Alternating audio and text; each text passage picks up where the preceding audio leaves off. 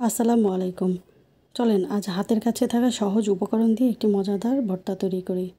আমি আলু এবং বেগুনগুলো পাতলা করে কেটে নিয়েছি। পাতলা করে কাটবেন, মোটা করে কাটলে এটা ভেজে নিতে অনেক সময় লাগে। হলুদ এবং লবণ মাখিয়ে নিয়েছি। এখন আমি একটা প্যানে তেল দিয়ে আলু এবং বেগুন ভালোভাবে ভেজে নেব।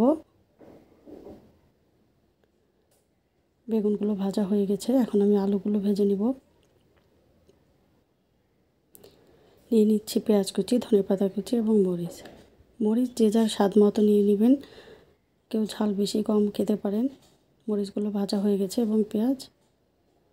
আলু কিন্তু কখনোই পানিতে সিদ্ধ করে এই ভর্তাটা তৈরি করবেন না, এতে ভর্তাটা প্যাচপ্যাচে হয়ে যায়, কেমন একটা পানি পানি ভাব থাকে।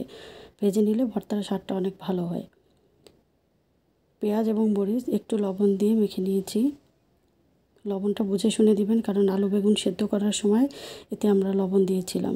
দেখেন আলুটা কত সুন্দর সফট, একদম সুন্দর করে ভেঙে যাচ্ছে। এভাবে কিন্তু শুধু আলু ভর্তা তৈরি করে খাওয়া যায়, এতে আলু ভর্তার স্বাদটা অনেক সুন্দর হয়।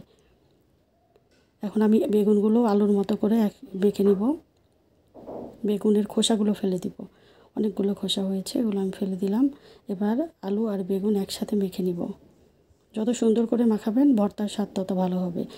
যখন মুখে রুচে থাকবে না, এই খাবারটা বাড়িতে তৈরি করে খাবেন, বেশ ভালো লাগবে। এখন আমি কিছু ধনেপাতা কুচি ব্যবহার, ব্যাস রেডি হয়ে গেল আলু বেগুনের মিক্স ভর্তা।